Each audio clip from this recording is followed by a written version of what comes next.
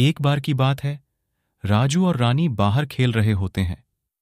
तभी रामू खेत से भागते हुए आता और बोलता, राजू बेटा, आज मैं मरते मरते बचा हूं। आज मुझे लग रहा था मेरा आखिरी दिन है। जैसे तैसे मैं जान बचाकर वहां से भाग के आया हूं। क्या हुआ पापा? आप ऐसी बातें क्यों बोल रहे हो? और क्या हुआ आपके साथ? जल्दी बताइए ना, हमें बहुत घबराहट हो रही है। हाँ पापा, बोलिए ना, क्या हुआ है आपके साथ जो आप इतना घबराए हुए हो?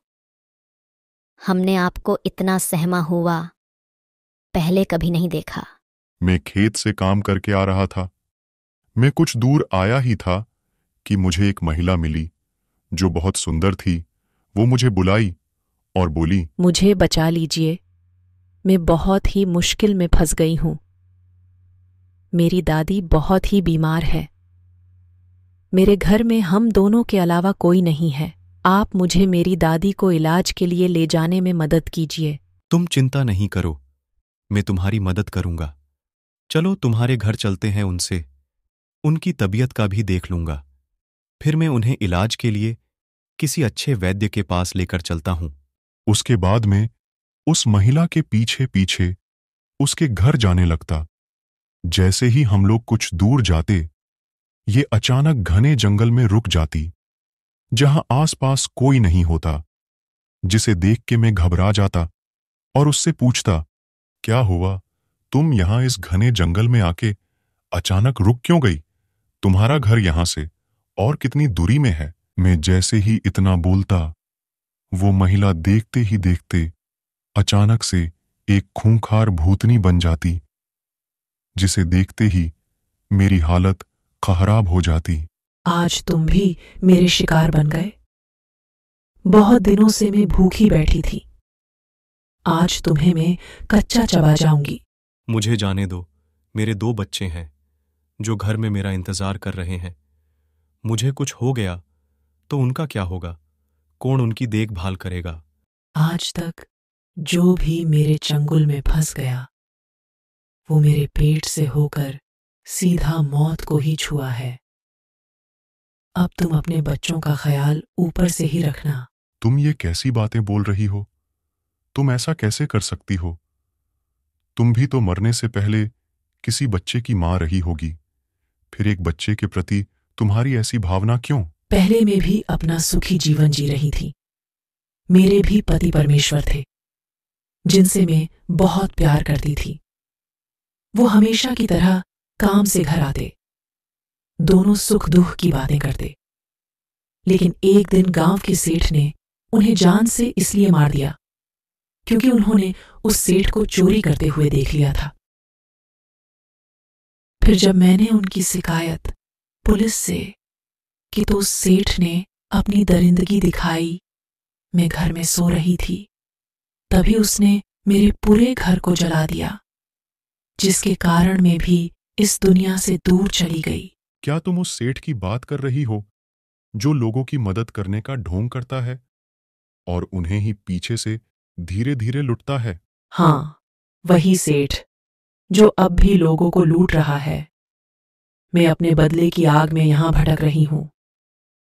इधर से जो भी जाता, मैं उन्हें जान से मार देती, क्योंकि किसी ने मुझे बचाने की कोशिश नहीं की और न ही किसी ने मेरे पति के इंसाफ के लिए आवाज उठाई। सबने बस हमारा तमाशा ही देखा। ये दुनिया सिर्फ तमाशा ही देखती है, जब तक उन्हें वो चीज खुद पर नहीं बीतती। उन्हें समझ नहीं आता। लेकिन तुम चिंता नहीं करो बहन, मैं तुम्हारी मदद करूंगा। मैं तुम्हारी बदले को पूरा करवाऊंगा। मैं उस सेठ को तुम्हारे पास लेकर आऊंगा। क्या तुम सच बोल रहे हो? तुम मेरे और मेरे पति के कातिल उस कमीने सेठ को मेरे पास लाने में मेरी मदद करोगे? हाँ बहन, मैं तुम्हारे कातिल उस सेठ को तुम्हारे पास लेकर आऊंगा, क्योंकि उसको उसके कर्म की सजा मिलनी चाहिए, ताकि और लोगों के जीवन के साथ वो न खेल पाएं। इतना बोलकर मैं वहां से भाग के यहां आ गया। राजू और रानी, हमें कैसे भी करके उस सेठ को भूतनी के पास लेकर जाना होगा, जिससे उसका बदला पूरा हो सके। इतना बोलकर रामू अपने दिमाग में एक तरकीब लिए सेठ के पास जाता और बोलता, सेठ जी, मुझे आपको एक खुशखबरी देती है। ये जो हमारे गांव का जंगल है, उसमें एक जमीन में खजाने का पता चला है। वो अगर आप खुदाई करवा के निकालते हैं तो आप सारा खजाना रखकर मुझे बस कुछ हिस्सा दे दीजिएगा। वाह रामू, तुमने मेरा आज दिन ही बना दिया। चलो मैं पहले वो जमीन देख लेता हूं, फिर उसमें काम चालू करवाऊंगा। इतना बोलकर सेठ रामू के साथ वो जमीन देखने के लिए जाने लगता।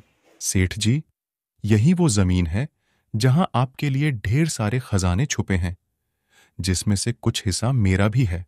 खजाने में हिस्सा लेने के लिए तुम्हें जिंदा रहना भी जरूरी है ना? मैं अभी तुमको मौत का स्वाद चखाता हूं। ये जैसे ही इतना बोलता, भूतनी गुस्से से पागल हुए तुरंत यहां पर आ जाती, जिसे देखते ही सेठ की हालत खराब हो जाती। बहुत तूने बुरे कर्म कर लिए सेठ, और बहुत तूने लोगों के जान के साथ खेला। अब अपनी आखिरी गिनती गिनना शुरू कर दो। इतना बोलते ही सेठ पर हमला कर देती, जिससे सेठ वहीं मर जाता और इस भूतनी का बदला भी पूरा हो जाता।